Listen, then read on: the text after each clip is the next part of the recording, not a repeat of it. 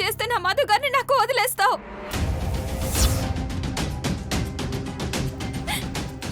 ఏం చేస్తే మా బ్రతుకు మమ్మల్ని బతకనిస్తావు?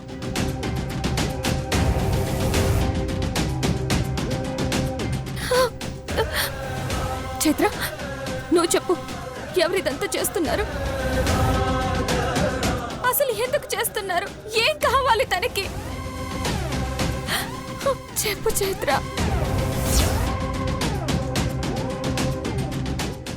నా మధు గారిని నాకు ఇచ్చేయమని చెప్పు. Mridula, cool down.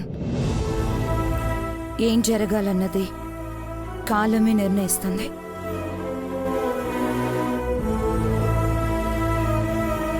కానీ మధుగారికైతే ఏమీ కాదు. చైత్ర చెప్పిందంటే అయితది మృదుల. ఇగో నువ్వు వీడున్నవని తనే చెప్పింది.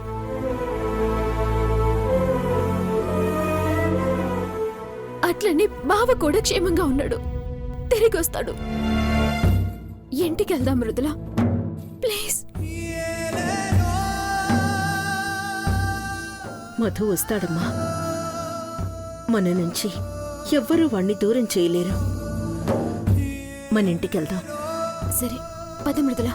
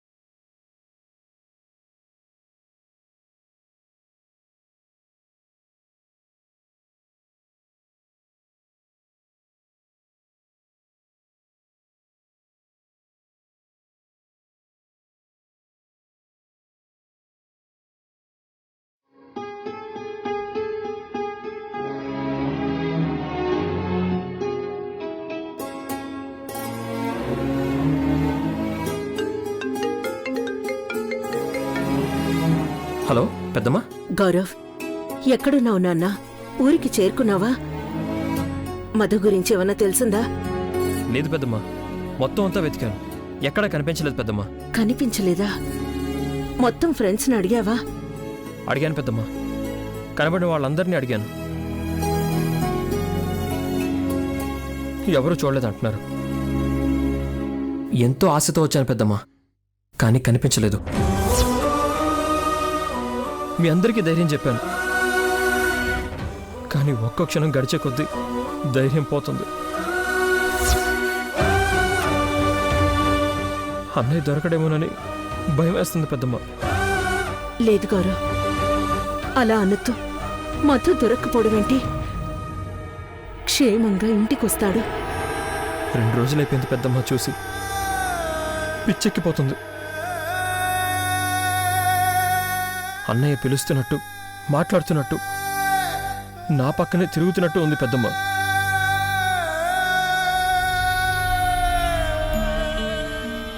ఆంటీ, దూరం నుంచి ఎవరిని చూసినా అన్నయ్యలాగే కనిపిస్తున్నారు. దగ్గరికెళ్ళి చూస్తే కాదు, ఏడుపు వచ్చేస్తుంది పెద్దమ్మ. గౌరవ్, ఏడవద్దురా. నువ్వున్నావు, ఎలాగైనా మధుని తీసుకొస్తావన్న ధైర్యంతోనే ఇక్కడ మీ మృదులను చూసుకోగలుగుతున్నావు.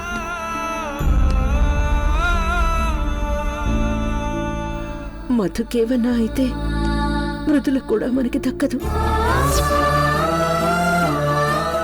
నువ్వు ధైర్యంగా ఉండాలి. పిచ్చెక్కిపోతుంది. ఇందాక డిసప్పాయింట్మెంట్తో అలా అనుంటాను. అన్నయ్యకేం కాదు, నేను తీసుకొస్తాను పెద్దమ్మ. జాగ్రత్త నాన్న, ఇదెవరో మనుషులు చేస్తున్న పని కాదు. ఏ దయ్యమో భూతమో మన ఊహ కందందేదో, ఊహించనిదేదో జరుగుతోంది. ఇక్కడ మృదులకి ఏం జరిగిందో తెలుసా?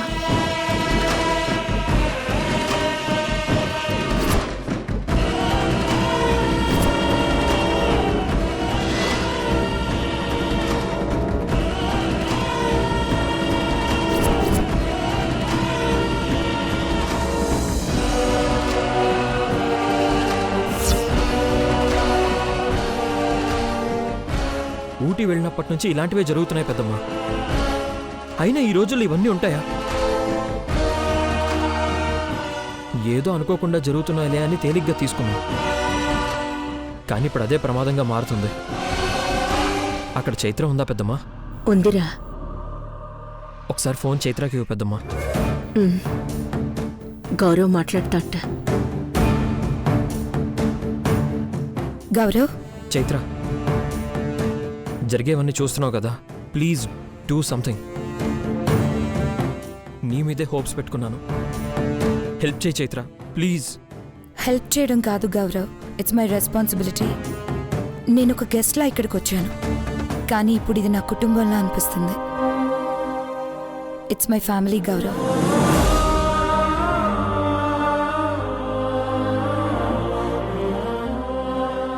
ఇంత మంచి మనుషులు, ఇంత ప్రేమని పంచేవాళ్ళు ఈ లోకంలో ఉంటారా అనిపిస్తుంది. ఈ కుటుంబానికి ఏం కానివ్వను Gaurav. I will do my level best. ఎలాగైనా ఈ ప్రాబ్లంని సాల్వ్ చేసే ఇక్కడి నుంచి వెళ్తాను. నువ్వు అక్కడ మధు గారిని వెతుకో. Okay Chaitra, thank you.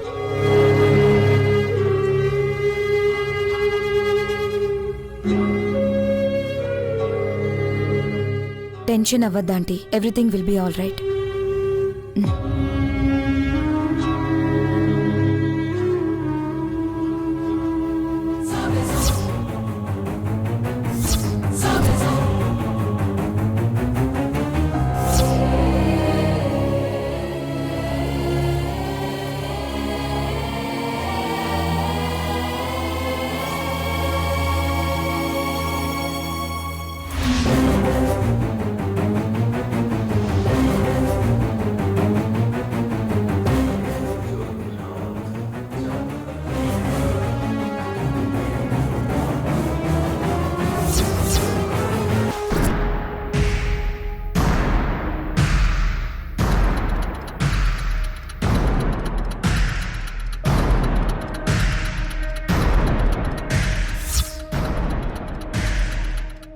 ఎవరు?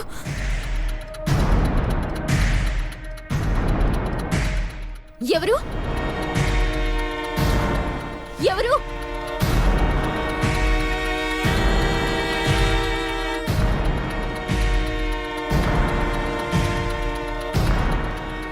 చెప్తే అర్థం కావట్లేదా? ఇప్పుడు తను మృదుల కాదు.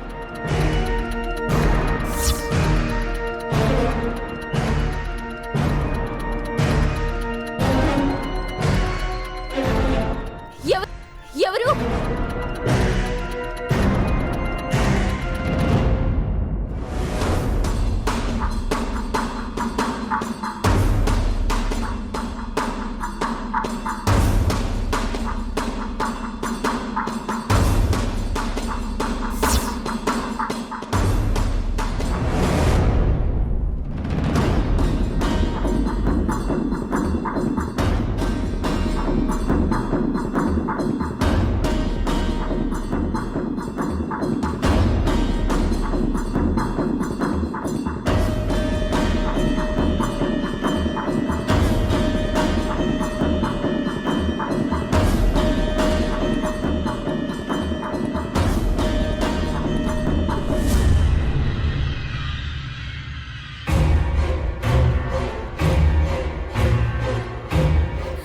రంగి, రంగి, ఎవరు లేరేంది?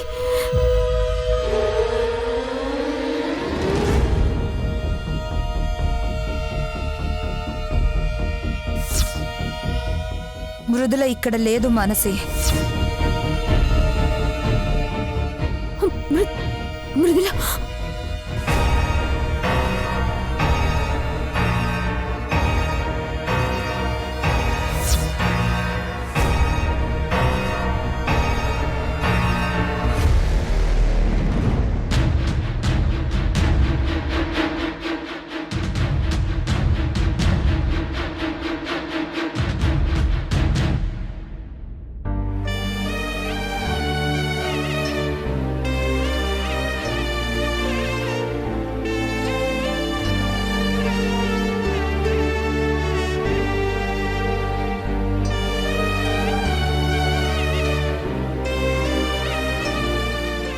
మధు గారు,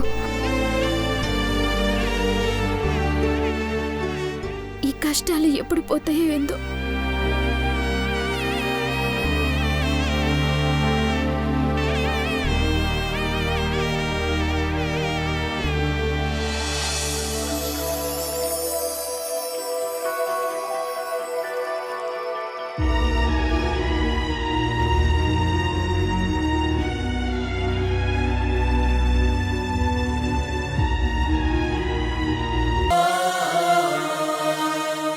ఉండడు తల్లే, అవి 2 పేనాలు కాదు, ఒకటే పేనం, ఒకటే ఊపిరి. ఇక్కడ ఆగిపోతే అక్కడ కూడా ఆగిపోతదే తల్లే.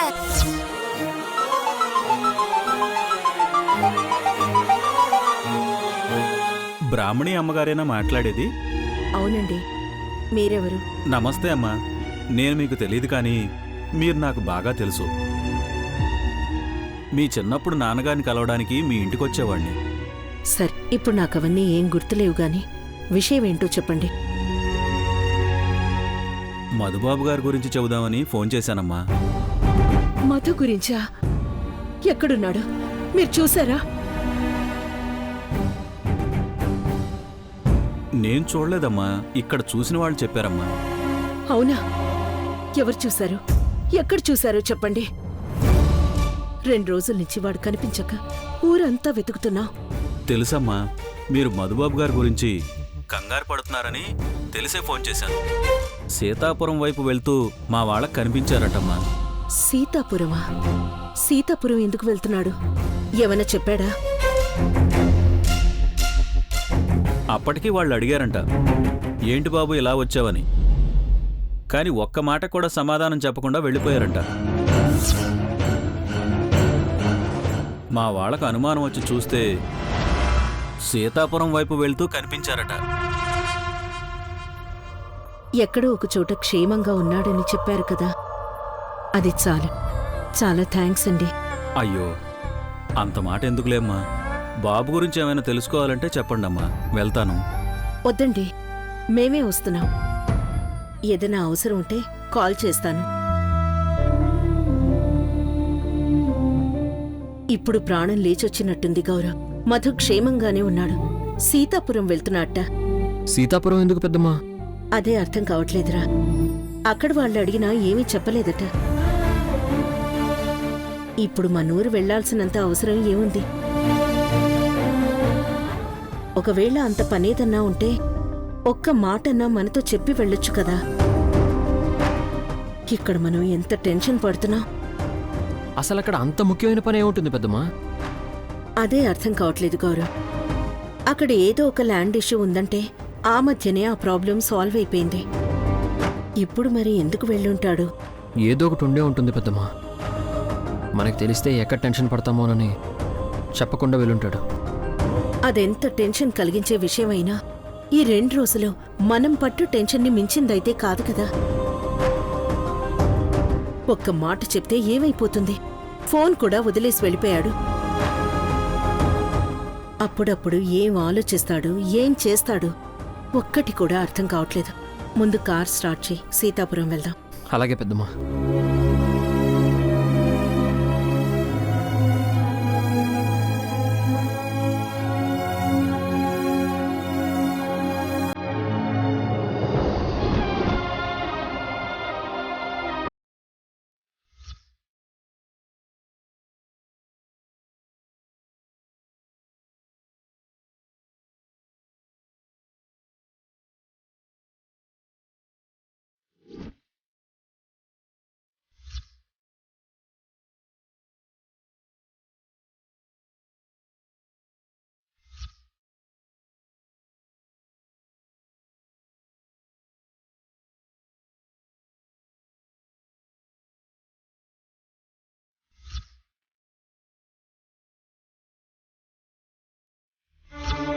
ఒకరి కోసం ఒకరు పుడతారు అంటే కల్పితం అనుకున్నాను.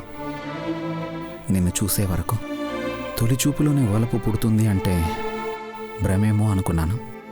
నీ నవ్వు నా మనసును తాకేంత వరకు ఈ బంధం శాశ్వతం కావాలి. ఎన్నటికీ విడిపోనిది, ఎవరు విడదీయలేనిది కావాలి.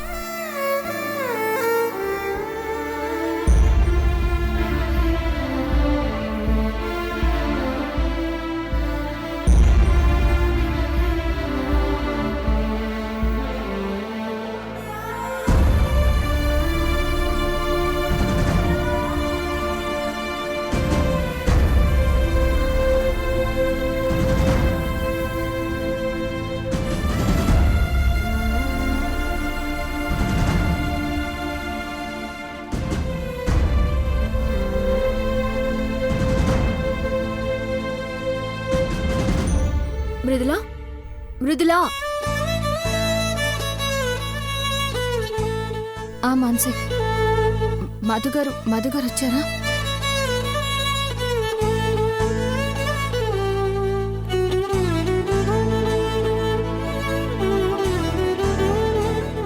వస్తాడు మృదులా, రాకుండా ఏడికి పోతాడు.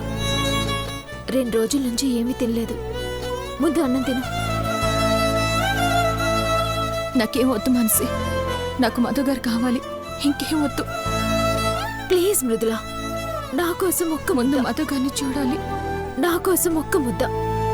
బా వస్తాడని చెప్తున్నా కదా, ఒక్క ముద్ద మృదులా. వద్దు మాన్సి, ప్లీజ్ మృదులా. మృదులా, నా మాట విను.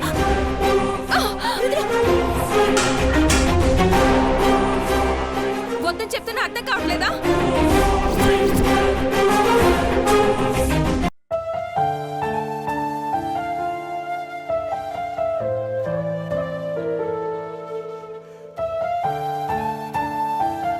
మృదులా, ఇంకా రెడీ అవుతూనే ఉన్నావా? త్రినేని పెళ్లికి ముహూర్తం అయిపోతుంది. త్వరగా వెళ్ళాలి. ఫాస్ట్ గా రెడీ అవ్వు. మాన్సి, నువ్వేం కంగారు పడకు. త్రినయని పెళ్లి ముహూర్తానికి వెళ్ళి దగ్గరుండి పెళ్లి జరిపించి ఆశీర్వదించి అక్షింతలేసి వస్తాం.